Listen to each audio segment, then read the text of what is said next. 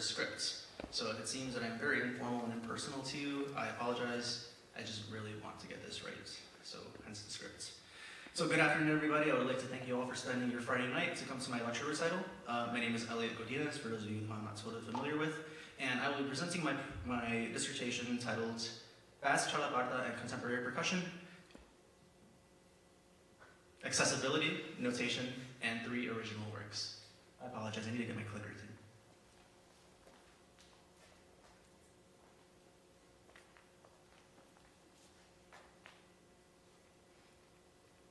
Let's go.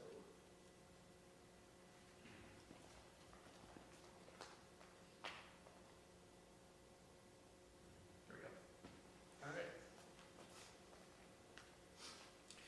So this physical instrument in front of us is a txalaparta, but so is the specific style of playing it. It is always played by 2 people who improvise rhythm in an alternating style. Its origins are ambiguous, but what is most well documented is that it originated from the farm work involved with mashing apples as part of this cider making process. The txalaparta is from the Basque country, which is a region pertaining to a social and political group in the north of Spain and south of France, who are collectively referred to as the Basques. The Basques have a nuanced culture and political history that will be discussed later, but an important thing to know about them is that they have their own language separate from French and Spanish called Euskara.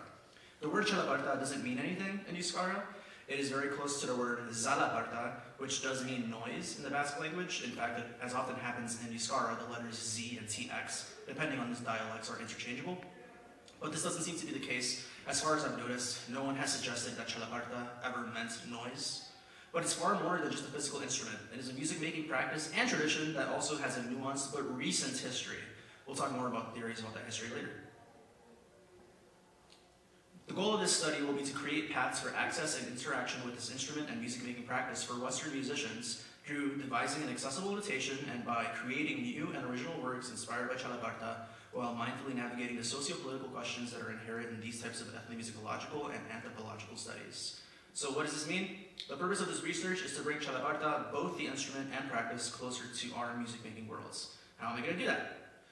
I'm going to read each point and elaborate a little bit on it. So a notation was adapted for txalaparta, influenced by the notation that txalapartari had developed in the 1980s. Additionally, over 600 rhythmic exercises in the pedagogical software known as Chapun were analyzed for this notation. So right away we have a problem. Early trends in ethnomusicology, or actually pre-ethnomusicology, such as missionary work or other so-called expeditions and contact with other cultures by Europeans, involve transcribing the music of others, and that is capital O others. In the book Ethnomusicology, an introduction, Tur Ellingson critically noted,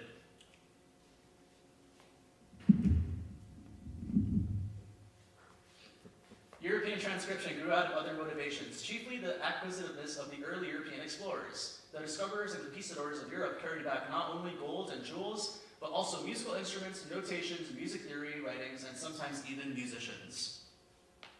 When I first started this project, I was listening to recordings of txalaparta on Spotify, and I was so fascinated with how rhythmically nuanced they were able to get in their improvising. I was really into transcription at the same time, and I thought that I could try and notate these improvisations. The more I learned, however, I knew that trying to do that, besides being an ethical gray area, would be like watching two people throwing stones into a pond and then trying to draw the ripples that they made and trying to make sense of that, if it doesn't really reveal anything meaningful. And it's ironic that I made it back full circle with a project that involves notation, but I'll explain more about that later. 3 original works were also devised for this project that were inspired by txalaparta and historical practice. I would like to take this moment to acknowledge and thank my 3 colleagues, Harrison J. Collins, Benjamin DeMond, and Andrew McGowan. Harrison Collins is currently finishing his undergrad at Texas Christian University. Benjamin DeMond is in his DMA at University of North Texas, and Andrew McGowan is receiving an artist diploma at the University of Illinois in Urbana-Champaign. This presentation will primarily focus on their works and feature their world premieres, so I will move on to the third point here. The third point being that interviews were conducted with practitioners of txalaparta, called txalapartari, Basque musicians who identify, who are familiar with the txalaparta practice, as well as researchers of txalaparta. I specify here txalapartari and Basque musicians who are acquainted with txalaparta because they recognize these as being separate identities, much like I see myself as a percussionist, but not a drum set player or a steel pipe player. I'd like to take a moment to thank them as well, in no particular order, my research participants. They were Chema Lopez Carrasco, Anay Uriz, Javi Alonso, Juan Mari Beltran, Enrique Hurtado, Argibel Uba Ugarte, and Jargaitz Martinez de San Vicente.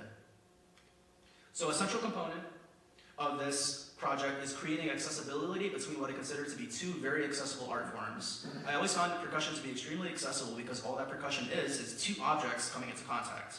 There's no limit to what physical objects can be used for percussion.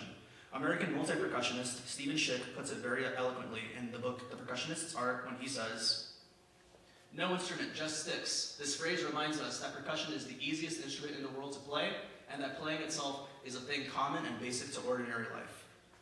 Percussion goes beyond instruments. It is a way of making music that is accessible. Percussion is accessible, except for when it really isn't, though. These are just a couple of examples of barriers or obstacles that can prevent people from participating. First off is having any prerequisite knowledge at all to participate in some types of art music. For example, think of a timpanists. They have a very important and competitive job. The prerequisite knowledge for their job is so massive that it's combined with the fact that there's ever 1 or 2 people in an ensemble. How many percussionists in the world are actually going to play the repertoire in those situations? Maybe even repertoire is a barrier itself. Contemporary percussion has created so many works that we uphold as high art, but not many people will deliver works from behind a setup like Safa or Ray-Bans. They're not even that complex of multi-percussion instrument setups, but leading to my next point, the cheapest tempo blocks on Steve Weiss, as of checking this past Tuesday, are $160. Congas are a minimum of $400, and the cost of the rest of the setup will start adding up, and then you gotta consider how many times you're actually gonna play that. So all of this together has me instead asking, is percussion really that accessible? In comes txalaparta, which on the surface is highly accessible. There's an anecdote in Juan Mari Beltran's book of people playing on a windowsill because they didn't have an instrument readily available. This is because txalaparta is just a style of playing and can be done on anything. There is an understanding among all who play this music that at its basic level, txalaparta playing is a game. This game has one simple rule: you don't play when I play.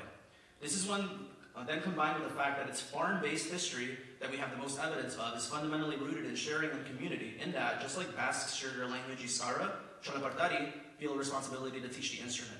We'll talk about this more soon, however, when we discuss origin stories of txalaparta. As part of being mindful of socio-political questions, I knew that I needed to outline Basque history in order to try and understand what led to the environment that txalaparta was revived in. Today, the Basque Country is 7 provinces, split among 3 governing bodies. They are the Basque Autonomous Community, the Charter Community of Navarre, and Iparralde, which means the northern part. Those 3 provinces are all referred to as the northern part, and they fall within the French authority. The Spanish provinces are called Hegoalde, which means southern part. The entire region is referred to as Euskal Herria, which translates to the place where Basque is spoken. The split among the 3, really 4 governing bodies makes things complicated for Basque identity and politics. First, there's the fact that there's the Basque, French, Spanish, and English spellings of all these province names. In my case, though, I will use the Basque spellings and pronunciations. Complicating identity to a more meaningful degree is the fact that the province Navarra is considered the Basque homeland, but not all people from Navarra identify as being Basque. In fact, legislation in Navarra at one point disallowed the Basque flag from being flown at local councils. The idea of Basque nationality came up around the time that other nations were developing theirs and began to move away from monarchies. Many of these early nationalists and even historians rooted Basque identity and pride of their own race, even alleging that Basques somehow evolved into Homo sapiens in caves separate from the rest of humanity. There's other legends beyond this, like that they spoke Euskara in the Garden of Eden, but very little of this can be proven. So let's talk about what can be proven. To talk a little bit more about identity, I went as far back as the Romans, and I'm definitely not going to go way that back here, but I will talk a little bit about concise history. The Basques were thought to be the Aquitanes and the Vascons, which were pre-Roman tribes, and these tribes spoke Euskara. They also had so-called ancient laws called fueros. These fueros basically gave them the right to self-govern so that when the Romans came, and then they were invaded by the French, then the Spanish took over, then the Muslims took over, then the Spanish took over again, and then they traded territories over marriage, and then they lost territories due to politics of nobles. Over all those 1600 years, the Basques still had a sense of governing autonomy. The fueros also provided exemption from certain taxations to Basque resources, making the mines of the region much more profitable. The related migration to urban cities created divisions among social classes. You had the immigrant proletariat, rural conservatives, and wealthy liberals with historical ties to the Spanish crown all within one area. This was a time of conflict as there were often worker strikes and of course the suppression that goes along with that. Eventually the Carlist Wars, which were Spanish civil wars, were fought over the Spanish crown, and the conservative Carlists lost all three of those wars, leaving a liberal government that ended the fueros. The Basques lost something important to them, and it was around this time that a new political party, the Partido Nacionalista Vasco, was formed on ideas of Basque nationality. But members of these parties and others like it would end up being prosecuted in various stages of Spain's political rearrangements. The next civil war ended with the establishment of Franco's dictatorship from 1936 to 1975. It is during this time that Basque cultural symbols were suppressed. Examples of this include banning Euskara from being spoken and shutting down local journals and magazines. It's important to note, though, that this didn't just occur in Francoism or even just in Spain. The French Basques unfortunately experienced their own struggles, particularly when the larger powers of Spain and France were in conflict. The Basques resisted the entire time, however. They continued to form political parties and hold rallies. In response, the Spanish state increased their efforts, arresting and torturing political opponents and sometimes citizens. Eventually, and regretfully for the history of the Basques, the establishment of a militant group in 1959 called ETA, or Euskadi Ta Askatasuna, which means Basque Homeland and Freedom. This group, now dissolved, was very problematic for Basque history as their methods involved carrying out political violence, sometimes just to sake for getting a response from the Spanish state, even at the cost of civilians. The Spanish response came through the Grupos Antiterroristas de Liberación, which was a paramilitary created to justify ETA. They were too guilty of violence against civilians. In 1973, ETA assassinated Admiral Luis Guerrero Blanco, who was set to take over after Franco, and after this, Franco's government was dissolved and replaced with a new democratic republic. After this point, that's when they established the Basque Autonomous Community and the Charter Community of Navarre. You would have thought that the separatist group would have stopped their violence, but unfortunately it only continued until 2006. Their actions essentially started making people look at Basque nationalism as being related to terrorism. They had very nationalistic ideals. They just wanted a truly Basque country. I will say right now, importantly, that this group simply adopted Basque symbols, and that those symbols are not themselves violent or anarchist by nature in any means. In fact, the origins of many of the symbols that they adopted have community in sharing. So where was txalaparta in all this? Just like there were legends about the origins of the Basque people, the same applies to stories about txalaparta. People have said that it is prehistoric and that cave-dwelling Basques would play txalaparta to mimic the sound of running horses. They've also said that it was used in defense against the Romans as a signal either to drop rocks down from the mountains or to order an attack. It has been said that they have been used in spiritual ceremonies. However, this is either poorly documented or not documented at all. As txalaparta researcher Archibald Yuba Ugarte put it, there is simply not even the most minimum amount of evidence to prove this. If you want to declare these things as scientific fact, you have to prove more. And he has reason to be this critical. There is no mention in any writing about txalaparta in the time that these theories came from. This is even the fact that other similar traditions have been documented in the Basque country at that same time. Still, no txalaparta. In fact, the earliest use of the word txalaparta, txalaparta, was by Severo Aguirre Miramon in 1882 in his book Fabricación de la Sidra en las Provincias Vascongadas y su Mejoramiento, which means fabrication of cider in the Basque provinces and its betterments. This is very noteworthy for one of the primary narratives about txalaparta, that it was used for making apple cider. This is just one of the primary sources that I was fortunate enough to get a copy of, thanks to my fiancée Tara. Juan Mari Beltran, who was one of the people that I interviewed, best documents the traditions in the rural Basque Country. At rural farmhouses called basteri, workers would mash apples using various methods of machines that primarily involved wooden boards, and two workers striking the boards and apples with long staff-like tools. At the end of their work, they would choose the best sounding board and then put it on the roofs to dry. This was also a signal to their local community that they were done, and that soon cider would be ready to drink. At this point, everybody would gather for a big feast, at which point the board was brought down, and two of the workers, who were usually brothers or family members, would set up a txalaparta and played those same word rhythms. Juan Mari Beltran specifically notes this. He documents other cultures who share this phenomena of playing rhythmic games to alleviate the mundaneness of working, but he notes where txalaparta departs from this is that the music can be separated from the work specifically for enjoyment. So again, recall that Franco was banning Basque symbols. It got to the point that by the 1960s, only two pairs of brothers knew about the txalaparta, because you couldn't definitely just play it out on the streets or even hardly at home. It was just way too noisy. These brothers were Asensio and Ramon Gocoechea, and Miguel and Beo Suaznavar. This isn't to say, however, that they were completely went into hiding. It was just a tradition that began to fade away. Also during the 1960s, ideas of Basque nationalism continued to surge and under and against Francoism. Artist Jorge Oteiza was an important cultural figure who assembled a collective of sculptors, painters, writers, musicians, and other artists to create Basque art. He also pushed for Euskara to become more widely spread. Slightly prior to this, the older players like the Goicoechea and Suaznavar were being asked to perform at Basque cultural events. Because of this, it was already in the general public sphere of knowledge as being a symbol of Basqueness. This was just a sampling of the history involved with the txalaparta and with the Basque people. What we can see prevalent throughout is a willingness to adapt old symbols as, sometimes, a means of validating a uniqueness. There's the idea that both the Basques and txalaparta are ancient. Some of these show features of legends, but certainly the strongest and most remarkable theme that can't be dismissed is Euskara. The old txalaparta playing that Juan Mari Beltran documented from the old players was called txalaparta Sahara, or traditional txalaparta. It is important to know that it is known to be a rhythmic game, not a formal musical piece. The original players were not of musical backgrounds, and neither are the current players. Instead, it is referred to as a toque, or play.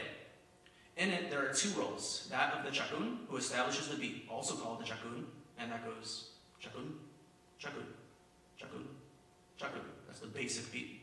The second player is called arena, which means limping, possibly a reference to horse galloping. Their purpose is to destabilize the chacun by playing in the pause left by the first player. For example, chacun, chacun, chacun, chan, chacun, chacun, chacun, chacun, chacun, chacun. They improvise for any length of time in this style and stretch time by either getting closer or further to each other's strokes, forcing the players to adjust and adding excitement. It requires a great deal of listening and empathy, as put to me by txalapartari Chama Carrasco. Notational systems were developed by revivalists for pedagogical purposes. Even the revivalists did not use classical music notation because they were aware of the rhythmic inaccuracy that the music it is used for requires, such accuracy that would not yield interesting txalaparta toques to them. This system used vertical lines across a horizontal line to show sounds over time. This particular system was created by Juan Mari Beltran and is known among all txalapartari. I will stress, however, that not all instructional methods for txalaparta are standardized. There is no true standard notation that exists. However, most txalapartari use versions like the one shown here. You might recall this image from my recital posters. It is my own drawing and represents a rhythmic motif that I have heard most often in my research when listening to txalaparta toques. In the spirit of accessibility, I asked my fiancée Tara to prepare an interpretation of txalaparta Sahara for this presentation with me. In it, we will establish our melody and then improvise together on that melody. We will also demonstrate the manipulation of time present in this old style. Tara has a minimal musical background, the extent of which are piano lessons I have given her, and I'm very happy to be performing this with her.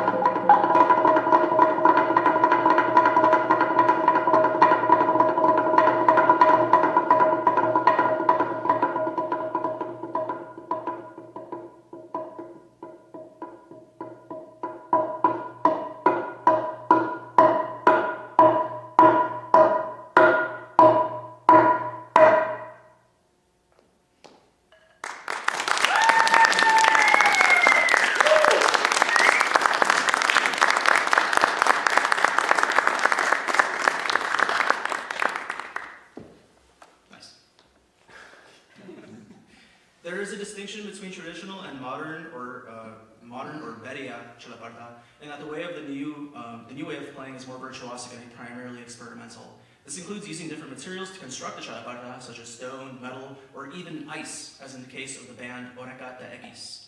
Here is an example of notation in modern use, one of txalaparta's song Adabegi. Here they use the same vertical lines along with letter names to denote pitch and dotted lines to represent silent spaces. These silent spaces will play an important role in the notation later on. What they do can be categorized into the modern style of playing txalaparta. In fact, txalaparta can be considered at the vanguard of txalaparta experimentation. But it is important to note that the line between txalaparta Sahara and beria is not one that is real. That is just how those four gentlemen played it. They took a sort of picture of a moment in time. We do not know how it was played before. This is researcher Enrique Hurtado. He's referencing the old players here and suggesting that perhaps even the way that it was played then wasn't always the case. In either event, their tradition was adapted through the cultural revival into a modern practice. This modern txalaparta beria, is the practice that I wish to contribute to. The modern experimental realm of txalaparta performance by creating a notational system based on the notation that txalapartari are familiar with, and a notation that is accessible to composers and performers in our tradition. Notation can't really touch the nuance that exists in txalaparta Sahara at a meaningful level. So therefore, I am not even trying. What I am trying is to contribute to the endless experimentation of txalaparta. To help in creating this notation, I transcribed over 600 exercises found in the software Chacun. Juan Marie Beltran's museum Sueñuena, Peri Musical in Chocoa, developed this software and presented it at one of the 90 festivals of the 1990s. For a time, we will not go in depth here as there is a significant amount of information to cover. I will just address some main ideas. The software is accessible through the museum's website, and all you need to do is create an account so you can create your own txalaparta toques or access the rhythmic exercises within to help you to learn to play txalaparta. Shown here is the very first exercise in Chacun. It represents a symbol alternating between two players. I refer to this in my dissertation as a basic split, using the colloquial language of contemporary percussionists. It is symbolically and literally the alternating of the two players characteristic of txalaparta. I translated it into our notation using upwards and downwards eighth notes. Eventually, the concept of the Chacun is introduced. If you look closely, the faint dotted lines outline a meter that is triple-based, specifying a triplet rhythmic interpretation. This is definitely not what is always intended. In fact, Juan Marie Beltran commented to me that, to him, a Chacun more closely resembles a rhythm based in 7. I use a grace note here to notate the Chacun because of how it relates to the rhythmic ambiguity and elasticity with how we perceive a flam. The moment of a txalaparta toque in which the strikes are equidistant and resemble 16th notes is called a lauco. We can notate that using 16th notes, and in the case of this example, a melodic exercise can be notated using additional lines to denote pitches or words.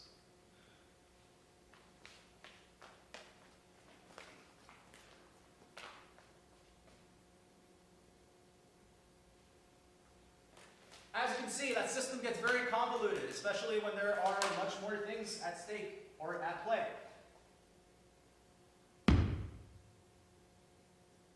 That's concerning. Here we go.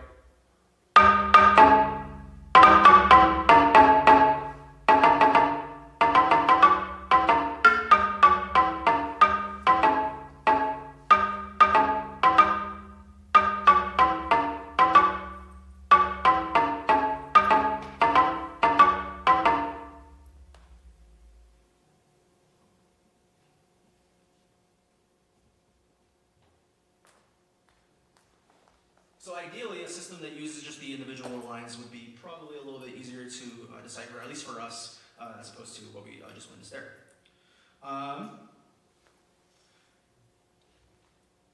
The exercises get rather complex, including mixed meter and more intricate splits. For example, here is the exercise found in level 2, base 3, number 62. That's what all those numbers above the exercise mean. This is as in-depth as I will get for this presentation. But here we see a rhythmic split responsibility of 1 to 2, where player 1 gets 1 note and player 2 gets 2 of their own. There are instances of what I'm referring to as a split single stroke in the second beat, as well as a split parada in the fourth beat of the last line. This observation, of course, is influenced by my own background knowledge, but it is worth noting the similarity. What must be remembered, however, for this project is that nothing in txalaparta is standardized. The question of whether it should be or not is prevalent amongst practitioners. Most would argue this because they do not want for it to be limited by a restriction such as standardization, but as has been expressed to me by many researchers, it needs to be distributed to the world. So why create original works? Originally, I was inspired by Stephen Schick's words on the history of other instruments in the orchestra when he said, "Those instruments are bounded in a physical sense by their firmness as objects, and in a metaphysical sense by their completeness of their musical language." Schick was also referring to a moment in time when percussion was new, and the lack of repertoire meant that the idea of percussion was malleable and accessible. However, I'm not trying to suggest that a repertoire is necessary for any type of survival. I am mindful of James Clifford and the others beyond the savage paradigm, quote, "Authenticity in culture or art exists just prior to the present, but not so distant or eroded as to make collection or salvage impossible." Clifford is referring to the practice in anthropology of cultural artifacts existing in some state of near extinction to only be saved by revivalists or others. All I am intending to do is collaborate with this tradition that welcomes experimentation. I couldn't help but compare the txalaparta to other equally recent percussion traditions. The commissions for marimba by Kaiko Abe and Nancy Zeltzman, the explosion of steel pan in American universities, in part led by individuals like Cliff Alexis and Ellie Manette, or the gamelan and berimbau ensembles at many universities among other so-called world percussion groups. Why can we not do this for txalaparta? I want to include some of the sentiments of the research participants here.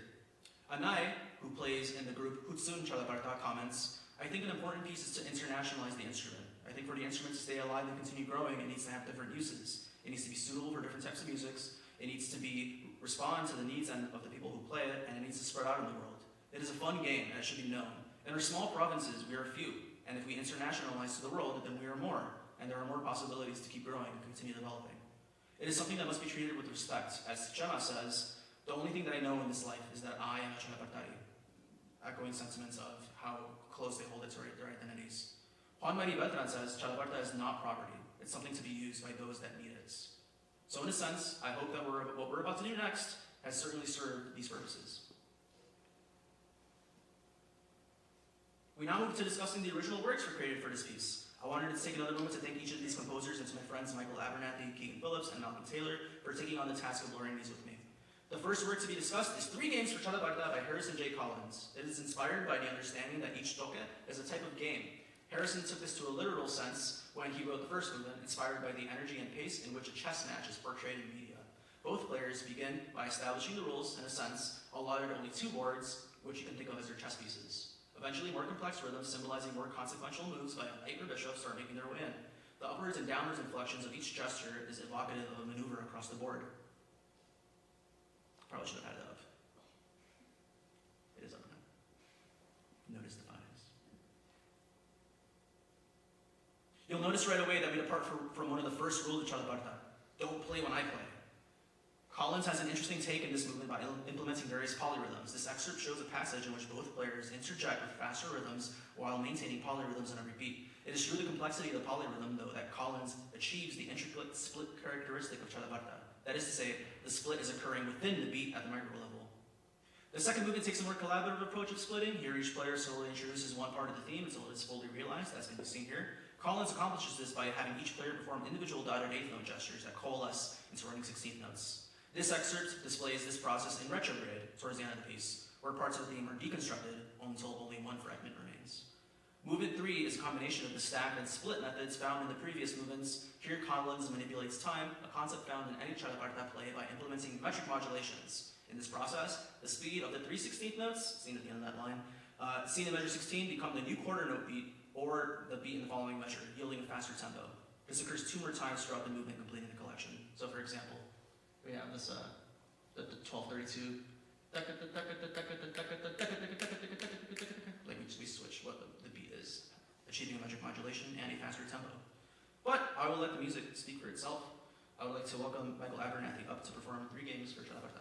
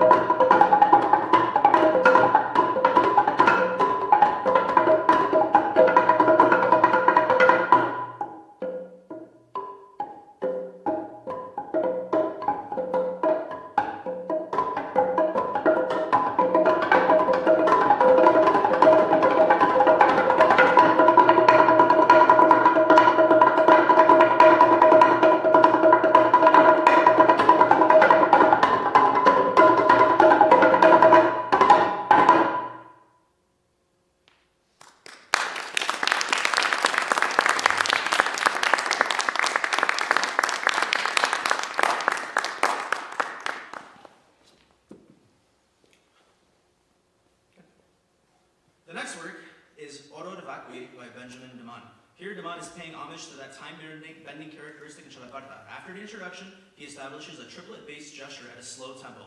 The rhythmic bass shifts to a quintuple bass variation shown in the first example here, after which Deman takes the speed to become a triple speed at a new, faster tempo. So for example, we have in the previous one, this is a quintuple speed, 1, 2, 3, 4, 5, 1, 2, 3, 4, 5, 1, 2, 3, 1, 2, 3, 1, 2, 3, 1, 2, 3. So the tempo went 1, 2, 3, 4, 5, 1, 2, 3, 4, 5, 1, 2, 3, 1, 2, 3, 1, 2, 3, 1, 2, 3, while maintaining the same rhythmic bass. This occurs at several points and is used to propel the rhythms into the climactic fast section. The same process is also used in retrograde as a means of decelerating the pulse. Also worth noting is that characteristic splitting present throughout the entire piece, and that neither player ever plays at the same time as the others, save for the very end.